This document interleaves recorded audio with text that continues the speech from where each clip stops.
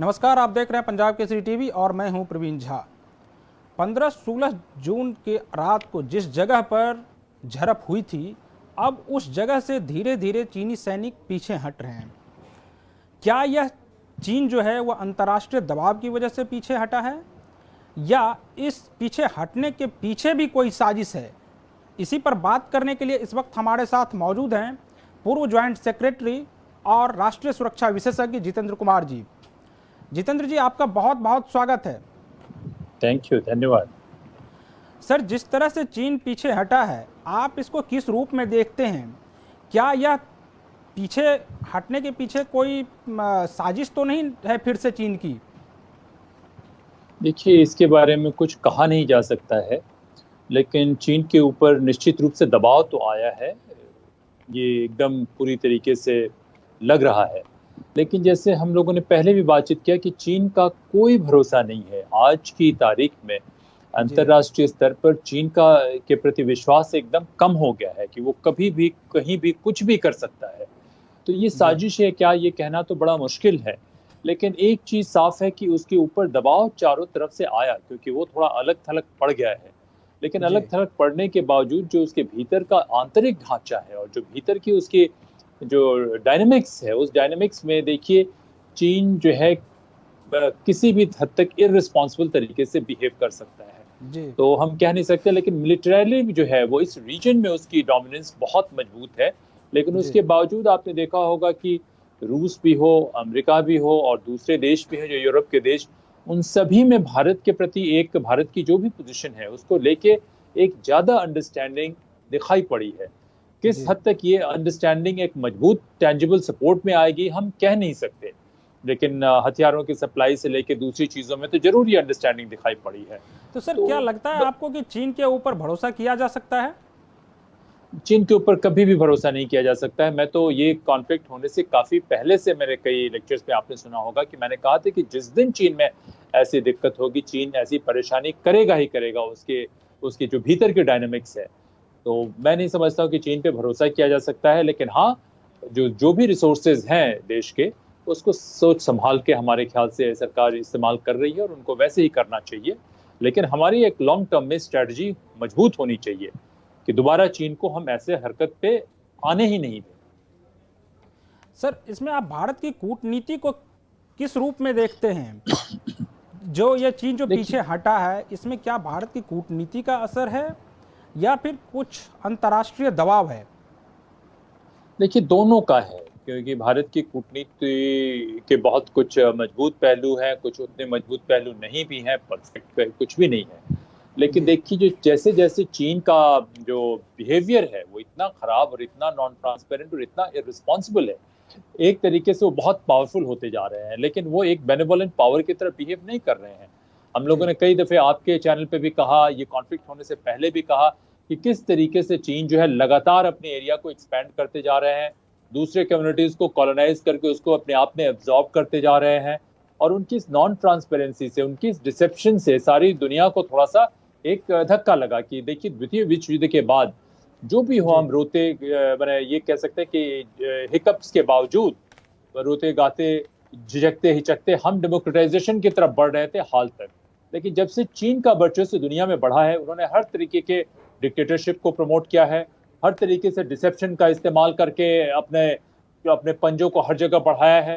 तो इससे पूरे दुनिया को खतरा महसूस होता है। तो दुनिया में उनके प्रति एक अविश्वास का भाव है। लेकिन उसके साथ साथ ये तो है कि भारत की गुडविल भी बहुत अच्छी है कि जितने पश्चिम के देश और यहाँ तक रशिया, जिसके साथ हमारे बहुत पुराने संबंध हैं, 1950-60 के दशक के संबंध हैं, वो सारे देश कहीं ना कहीं भारत की तरफ झुकते हुए नजर आए। तो दोनों का कंबाइंड इम्पैक्ट जरूर होना चाहिए, लेकिन ये हमें परमानेंट नहीं मानना चाहिए। 3 जगह से वो हटे हैं और बहुत ज्यादा नहीं हटे हैं। एक चीज आपको मैं ये भी कहना चाहूंगा कि देखिए, वो काफी आगे आने के बाद वो 1.5 किलोमीटर पीछे गए हैं, 2 किलोमीटर पीछे गए हैं। वो गलवान वैली और गोग्रा और हॉट स्प्रिंग यहाँ से हटे हैं। लेकिन पोंगोंगसो में अभी भी सर, मेरा सवाल भी इसी पर है कि अभी जिस समझौते के तहत चीन पीछे हटा है, उसी समझौते के तहत भारत भी थोड़ा पीछे हुआ है। तो आपको लगता है कि भारत जिस पेट्रोलिंग पॉइंट तक पेट्रोलिंग किया करता था, वो अब वहां तक वो भी नहीं कर पाएगा? भारत की तरफ से भी अब वहां तक पेट्रोलिंग नहीं होगी। तो आप इसको किस रूप में देखते हैं, क्योंकि ना तो आप वो जो पूरा एरिया है उसको वो बफर जोन के रूप में घोषित कर दिया गया है, लगभग 3.5 से 4 किलोमीटर का जो एरिया है। देखिए, संघर्ष जो है, कॉन्फ्लिक्ट किसी के इंटरेस्ट में नहीं है, लेकिन ये इशू सिर्फ एलएसी का नहीं है। जो भारत की पोजीशन है और होनी चाहिए कि पूरा अक्साई चिन डिस्प्यूटेड एरिया है, अक्साई चिन पे उनका पूरा कब्जा ही इलीगल है। देखिए, ये बात बहुत पुरानी जाती है, हमारी जो भी पॉलिटिकल एस्टैब्लिशमेंट है वो सोती रही है कई एक दशकों से कि उसके चीन की, जैसे हम लोग पहले कह रहे थे कि एसिमेट्री बढ़ती जा रही है, लेकिन हमने उस पर कुछ नहीं किया। देखिए, चीन की समस्या नहीं है, समस्या ये है कि हमारी इंटरनल गवर्नेंस कैपेसिटी, हमारे इंटरनल गवर्नेंस इंस्टीट्यूशन थोड़े मजबूत नहीं है कि ये एसिमेट्री बढ़ गई। नॉर्मल होता तो ये एसिमेट्री बढ़नी नहीं चाहिए थी, तो एसिमेट्री बढ़ने की वजह से चीन यहाँ तक आया और आने के बाद आगे चला आया। तो ये नहीं कि भारत ने कोई उनको टेरिटरी कंसीड किया है, लेकिन हाँ, ये जो बफर जोन बना है तो निश्चित रूप से आज की तारीख में हम वहां तक नहीं कर सकते हैं, लेकिन ये परमानेंट सोल्यूशन नहीं है। ये तो एक डिसएंगेजमेंट का तरीका है, लेकिन आउटस्टैंडिंग जो डिस्प्यूट है उस डिस्प्यूट को तो रिजॉल्व करना पड़ेगा, और वो से रिजॉल्व नहीं होगा। आपको शक्तिशाली बनना पड़ेगा, अपनी शक्ति बढ़ानी पड़ेगी, और अंतरराष्ट्रीय जो भी आपकी गुडविल है उसको शक्ति के रूप में ट्रांसलेट करना पड़ेगा, और जो भी तरीके हैं उस तरीके से आपको मजबूत होना पड़ेगा। आप अपनी सुरक्षा दूसरों की गुडविल के सहारे नहीं चला सकते। आपकी सुरक्षा की जिम्मेदारी आपकी होती है। तो हम अपने देश को इस तरीके से नहीं ले जा सकते कि चीन के मर्जी में आए वो करे। देखिए, हमें मजबूत होना होगा, इसमें कोई शक ये नहीं होनी चाहिए हमारे अंदर। और दूसरी बात जो आपने कहा, क्योंकि वो बफर जोन जो है, वो बफर जोन भारत के लिए कितना महत्वपूर्ण है। देखिए, अभी की स्थिति है कि हम जो है कॉन्फ्लिक्ट नहीं चाहते हैं। कॉन्फ्लिक्ट जिस हद तक हम अवॉइड कर सके उसे अवॉइड करना है, लेकिन वो ऑनरेबल टर्म से कॉन्फ्लिक्ट को अवॉइड करने की जरूरत है, क्योंकि आज की तारीख में कॉन्फ्लिक्ट किसी के हित में नहीं है। वो बातचीत से मसला सुलझना चाहिए। तो उसमें एक तरीके से हम एक स्टेप फॉरवर्ड गए हैं कि कॉन्फ्लिक्ट अवर्ट हो रहा है, वो भी वहां से गए हैं। और उन्होंने भी कहा है, देखिए, चीन जो है हमेशा से कहते आया है कि भारत ने उनकी सीमा में प्रवेश किया, जो कि गलत है। चीन जो है हर जगह कुछ कुछ सालों पे अपनी सीमा को आगे बढ़ाते चलते रहता है। यहाँ तक कि जो अक्साई चीन की भी बात है, देखिए, मैं थोड़ा सा पास में जा रहा हूँ कि 1928 में पिकिंग यूनिवर्सिटी के मैप में पूरा अक्साई चीन भारत का हिस्सा दिखाया जाता रहा है। पता नहीं क्यों भारत की सरकारें इसको कहने में हिचकती हैं, और मैं इस सरकार की बात नहीं कर रहा हूँ, तमाम सरकारों की बात कर रहा हूँ, इस्टेब्लिशमेंट को, कि वो कहने में हिचकती है, वो थोड़ा बहुत ज्यादा सर्कमस्पेक्ट होते हैं। उसकी आदत बन चुकी है चीन को पुश करने की। तो टेम्पररी अंडरस्टैंडिंग है, कोई रिटर्न, कोई फॉर्मल अंडरस्टैंडिंग नहीं है। ये टेम्पररी टैक्टिकल स्टेप है कि डिसएंगेजमेंट के लिए, कि वहां से टेंशन खत्म किया जाए। तो ये मैं नहीं समझता हूं कि परमानेंट सोल्यूशन है और परमानेंट एलएसी होना चाहिए। ये सर, इसके बाद जो है, बात कर रहे हैं तो मैप पर ही आते हैं कि चीन जो है वो लगातार, जो भारत का एक तरह से कहा जाए मस्तक जो है, यानी जम्मू कश्मीर का जो पूरा एरिया है जिसमें अक्साई चीन और पीओके, तो इसको कभी भी चीन जो है वो नहीं दिखाता है भारत का हिस्सा। तो भारत को भी नहीं चाहिए कि जिस चीज पर चीन की जो भूमि है उसको भारत, जो कि आज तक भारत का रहा है, उसको भारत अपने हिस्से में दिखाए। देखिए, आप जो कह रहे हैं वो बहुत सही बात कर रहे हैं।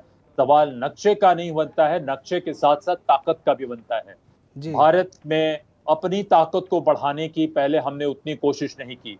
हम चीन से बहुत पुरानी सभ्यता है, लेकिन हमारे पास एक स्ट्रेटेजिक विजन का हमेशा से अकाल रहा।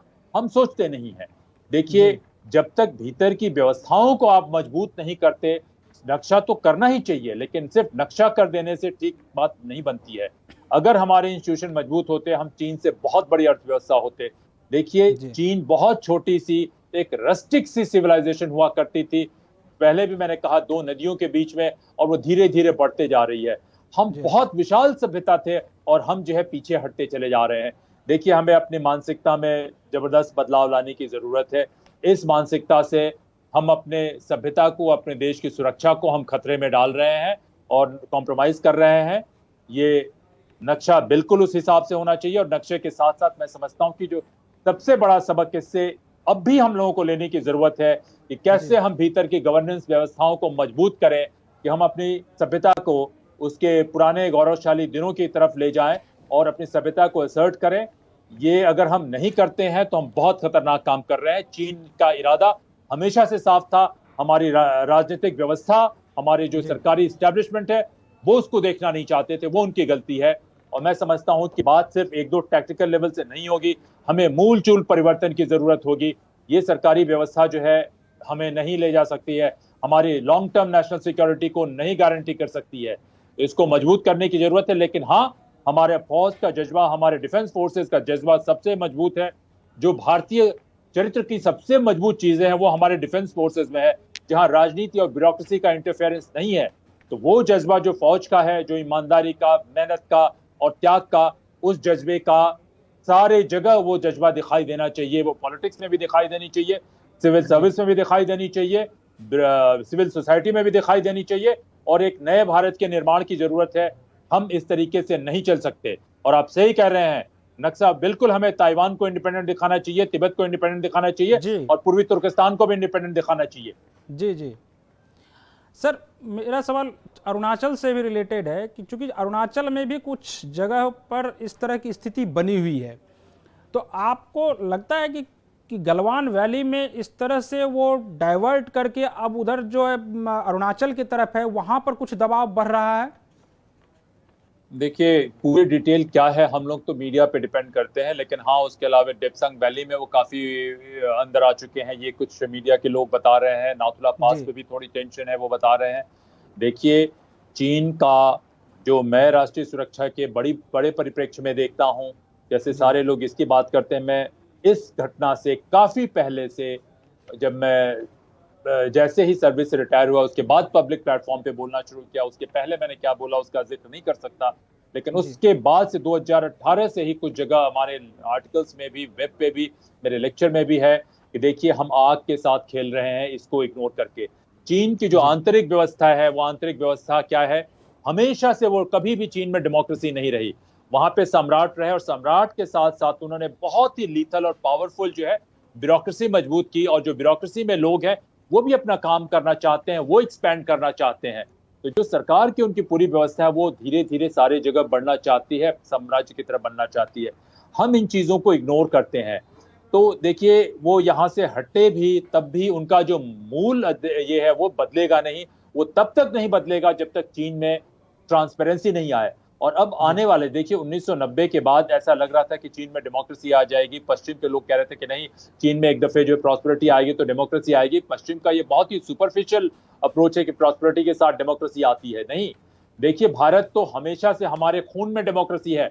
हमें पश्चिम ने डेमोक्रेसी नहीं दिया, हम तो बुद्ध के समय से डेमोक्रेसी थे। बाद में हमारे यही जो स्ट्रेटेजिक विजन की कमी रही कि हमारी सोच दरिद्र हो गई, तो छोटे छोटे ये मामलुकों ने किस किस ने हमारे ऊपर जो है आक्रमण कर दिया, हम बिखरते रहे। वो जो है चीन में जब तक डेमोक्रेसी नहीं आती, जब तक ट्रांसपेरेंसी नहीं आती, ये खतरा चीन से हमें हटेगा नहीं। और चीन में तब तक डेमोक्रेसी नहीं आती है जब तक भारत एक सभ्यता के रूप में मजबूत नहीं होगा। एक तरीके से ये मामलूक राज पाकिस्तान में चल रहा है, जो रोग रजीम है, टेरर रजीम है। हम उसको मीडिया में गाली दे दें या उनके लोग हमारे सीमा में आ जाए और सीमा में आने के बाद हम उनको थोड़ा खत्म भी कर दें, ये लड़ाई ठीक नहीं है। देखिए, जब तक भारत मजबूत नहीं होता है, न पाकिस्तान स्टेबलाइज होगा, न चीन में लोगों को लिबर्टी मिलेगी। और जब तक ये दो चीजें नहीं होती है, चीन से खतरा भारत को ही नहीं पूरी दुनिया को बना रहेगा। सर, नेपाल से एक सवाल है रिलेटेड कि नेपाल जिस तरह से लगातार चीन के करीब जा रहा है, ऐसे में आपको नहीं लगता है कि नेपाल के मामले में भारत की कूटनीतिक विफलता रही है? पूरी तरीके से कूटनीतिक विफलता को मैं नहीं दोष दूंगा। जैसे हमारे कूटनीतिक ढांचे हैं, उनमें भी वही कमजोरी है जो दूसरे ढांचों में कमजोरी है, उन्हीं को क्यों हम दोष दें। देखिए, हमारी मीडिया में भी प्रोफेशनलिज्म नहीं है, हमारे कई एक जगह है उसमें प्रोफेशनलिज्म नहीं है, लेकिन इसमें कुछ कुछ ब्रिलियंट लोग हैं। पॉलिटिकल पार्टी में तो बिल्कुल कुछ ब्रिलियंट लोग जरूर है, लेकिन प्रोफेशनलिज्म नहीं है। तो साथ साथ जो सिविल सर्विस का पूरा जो ढांचा भारत का है, वो एक कॉलोनियल ढांचा है कि कुछ लोग सूचनाओं को रट के इम्तिहान पास करते हैं और उनके भीतर उतना कंपटीशन नहीं होता, वो एलोकेशन वाला रोल होता है। तो नेपाल में देखिए, जब हम उनको लगता है, किसी भी आपके छोटे छोटे पड़ोसियों को लगता है कि आप उतने मजबूत नहीं है और उनके पास एक दूसरा मजबूत ऑप्शन है, तो निश्चित रूप से वो आंख दिखाएंगे, वो कुछ कुछ ऐसी हरकत करेंगे। तो नेपाल में भी जो पॉलिटिक्स में, जैसे कुछ दिन पहले मैंने कहा कि जो नेता है वो स्टेट्समैन नहीं है, जो छोटे मोटे पॉलिटिशियन है, छोटी सोच के लोग हैं, वो नेपाल का लॉन्ग टर्म इंटरेस्ट नहीं देख रहे हैं, शॉर्ट टर्म इंटरेस्ट के जरिए वो चाइना की तरफ जा रहे हैं। एक तो ये कमजोरी है। दूसरा, जो नेपाल में जिस कूटनीतिक स्किल की जरूरत है वो हमारे डिप्लोमेसी में नहीं है। देखिए नेपाल में जैसे मधेसी में और इसके पहाड़ी लोगों में इनके बीच में डिस्प्यूट है, पहाड़ियों में भी एक लिम्बू फैक्शन है और दूसरा जो अपर कास्ट के फैक्शन है उनके बीच में है। आप अगर भारत से जा रहे हैं तो वहां पार्टीजन रोल लेने के बजाय बहुत ही सीजन मेच्योर्ड स्किल की जरूरत है कि सब कुछ होने के बाद आप कर सकें। पहले जो है कई वर्षों पहले जैसे बिमला प्रसाद जी एक दफे गए, वो प्रोफेशनल और करियर डिप्लोमेट नहीं थे, लेकिन उन्होंने सारे लोगों से बढ़िया इंगेजमेंट किया। तो देखिए कूटनीतिक ढांचे में भी अगर कोई ब्रिलियंट लोग होते तो इसको कर सकते हैं। अभी जो सुनने में आ रहा है वर्तमान एम्बेसडर है उनके बारे में लोग बहुत अच्छी बातें करते हैं, लेकिन बीच में कई एक लोग गए जिनके बारे में अच्छी बातें सुनने में नहीं आती। तो जो नेपाल में कूटनीतिक चैलेंज है, उस कूटनीतिक चैलेंज के मुकाबले जो हमारी कूटनीतिक कैपेसिटी है, जो क्षमता है, उस दोनों के बीच में गैप है। नेपाल ही में नहीं, अधिकतर छोटे देशों में जो चैलेंज है, जो रिक्वायरमेंट है, जो हमारी कैपेसिटी है, जो स्किल लेवल की कैपेसिटी मैं कहूंगा, वो उसमें गैप है, उस ओरिएंटेशन में गैप है। लेकिन गैप में हम सिर्फ कूटनीति या फॉरेन सर्विस या एमईए को क्यों कहे, वो गैप सारे इंस्टीट्यूशंस में हमारे हैं और इन तमाम चीजों को ध्यान में रखने की जरूरत है कि देखिए ये इंस्टीट्यूशन नहीं ले जा सकते हैं हमारी सभ्यता और संस्कृति और देश, इन तीनों की सुरक्षा के लिए ये इंस्टीट्यूशन उपयुक्त नहीं है और ये बहुत ही हाई टाइम है कि हम इन तमाम इंस्टीट्यूशन में चेंज की बात करें। जी सर, आखिरी सवाल होगा कि इस संघर्ष के बाद भारत को क्या सबक लेनी चाहिए और भविष्य के लिए कैसे और तैयार होना चाहिए? पहला सबक तो लेना चाहिए कि देखिए हम अंतर्मुखी होकर नहीं रह सकते। हम दुनिया की सबसे पुरानी सभ्यता का प्रतिनिधित्व कर रहे हैं। चलिए अतीत में चीजें खराब हुई, कोई बात नहीं, उनको छोड़िए और एक बड़ा स्ट्रेटेजिक विजन लाइए कि दुनिया में कहां कैसे क्या हो रहा है। ये नहीं कि कहां हो रहा है तो सिर्फ बातचीत करने से डिप्लोमेसी नहीं होती, आपकी ताकत होनी चाहिए। किसी से अच्छी चीजें सीखिए, सीखने के बाद सबसे बड़ी बात यह कि आपका ढांचा बहुत कमजोर है। देखिए सब कुछ होने के बाद, कल मैं एक टॉक शो में रहा, मैं पैनल डिस्कशन अवॉइड करता हूं लेकिन कहने पे गया, वहां दो राजनीतिक दल के नेता थे और वो तू मैं करने पे लगे हुए थे। एक ने कहा कि भाई उन्हीं के खानदान के कुछ लोग थे, उन्हीं ने इस देश पे सारा एहसान किया, लोगों को उनकी पूजा करनी चाहिए। देखिए इस बात से, इस सोच से हमें निकलने की जरूरत है। पॉलिटिक्स जो है वो एक अपॉर्चुनिटी है देश की सेवा करने का। आपके बड़े स्पेसिफिक प्रोफेशनल रिक्वायरमेंट है, उस रिक्वायरमेंट को आप फुलफिल करते हैं नहीं। ये जो दुकानें बन गई है राजनीतिक दल के नाम पे, ये दुकानों को बंद करने की जरूरत है। कोई पॉलिटिकल पार्टी देश के ऊपर नहीं है और इस सभ्यता के ऊपर नहीं है। तो पॉलिटिक्स में रिफॉर्म होना चाहिए, सिविल सर्विस में जैसे मैं इंडोक्रेसी के माध्यम से कहता हूं उसमें रिफॉर्म होना चाहिए कि सारे लोग लोअर लेवल पे ज्वाइन करें, उनकी परफॉर्मेंस क्या है, उनकी लीडरशिप क्या है, उनकी विजन क्या है, इस तीनों के बेसिस पे उनका प्रमोशन होना चाहिए। उसमें कंपटीशन आना चाहिए। जैसे कॉर्पोरेट सेक्टर में मैं कहा कि देखिए कॉर्पोरेट सेक्टर का मकसद एम्पायर, इंडस्ट्रियल एम्पायर खड़ा करना नहीं है। आप देश की ताकत को कैसे आप मजबूत कर सकते हैं, कैसे वेल्थ क्रिएट कर सकते हैं, कैसे टेक्नोलॉजिकल इनोवेशन ला सकते हैं, कैसे पॉपुलेशन के लिए आप सरकार के कैसे पार्टनर बन सकते हैं गवर्नेंस प्रोसेस में। मीडिया का भी वही हाल, मैं कहता हूं कि मीडिया बिजनेस ड्रिवन नहीं होनी चाहिए। देखिए ये जो है इसका रेडीमेड भारतीयों की आदत हो गई है गुलामी की वजह से, जैसे कि जो रेडीमेड फॉर्मूला है, प्रिंसिपल हम कहीं से बोरो कर लेंगे। हमारी समस्याएं अपने आप में यूनिक है, इसका कोई रेडीमेड सोल्यूशन नहीं है। मैं नहीं कहता हूं कि मेरे पास सोल्यूशन है, लेकिन जिन लोगों के पास, जिनके पास अनुभव भी है और किताब भी पढ़े हैं, सिर्फ किताब में सोल्यूशन नहीं होती है कि रटने से, सूचनाओं को रटने से सोल्यूशन नहीं मिलती है। उस पर बहुत बड़ा विचार विमर्श होना चाहिए हर एक इंस्टीट्यूशन के रिफॉर्म के लिए, और उस रिफॉर्म को लेके हम चले। कितने दिनों तक हम इग्नोर करते रहेंगे? देखिए आजादी के बाद जो है ब्रिटिश सरकार से जब हमारी आजादी की लड़ाई शुरू हुई तब भी हमारा देश का बहुत बड़ा हिस्सा कट गया, 1/3 हिस्सा काट के अलग कर दिया गया। उसके पहले दिक्कत हुई। हम जब दुनिया की सबसे पुरानी सभ्यता है तो हमारी सभ्यताओं में कुछ बहुत अच्छी चीजें थी लेकिन कुछ बहुत खराब चीजें थी। इस पे खुल के जो पब्लिक स्पेस है, जो इंटेलेक्चुअल स्पेस है, उस पर थोड़ी सी बातचीत हो और सरकार को इनिशिएटिव लेने की जरूरत है। और इंटेग्रिटी के बगैर कुछ नहीं हो सकता। देखिए अगर मैं इंटेग्रिटी सिर्फ फाइनेंशियल की बात नहीं कर रहा हूं, मैं इंटेलेक्चुअल इंटेग्रिटी की बात कर रहा हूं। मैं जानता हूं कि भाई जब वॉरफेयर है, स्ट्रैटेजी है, उसमें डिसेप्शन, उसमें कॉन्फिडेंशियलिटी, उसमें सीक्रेसी होनी चाहिए। लेकिन इसका मतलब यह नहीं है कि कॉन्फिडेंशियलिटी और सीक्रेसी के नाम पे आप करप्शन को परमिट करते रहें। मैं जैसे 2 एग्जाम्पल मैंने पहले भी लिखा है कि क्यों एक मजबूत क्रिमिनल जस्टिस सिस्टम जरूरी है। देखिए 2 एग्जाम्पल जिससे बहुत कलेजा फटता है और तकलीफ होती है। एक जम्मू कश्मीर पुलिस का एक कोई डीएसपी रैंक का अफसर था जो यहाँ के केंद्र के कुछ पुलिस संगठनों से मिलके वो आईएसआई के लिए काम किया करता था। ये तो मैं दाद देना चाहता हूं जेएनके के पुलिस अफसरों को और एनआईए के लोगों के, उन्होंने पकड़ा है कि इसकी जड़ें कहां तक जाती हूं। वो सारे जो पाकिस्तानी ड्रग एम्पायर को भारत की धरती पे चला रहे हैं, उन सारे लोगों को जो है मैं सोचता हूं जी। 2 का मुकदमा ही नहीं चलना चाहिए, 6 महीने के अंदर सजा होनी चाहिए। और क्या हमारे इस अदालती व्यवस्था से हो सकता है? नहीं हो सकता है।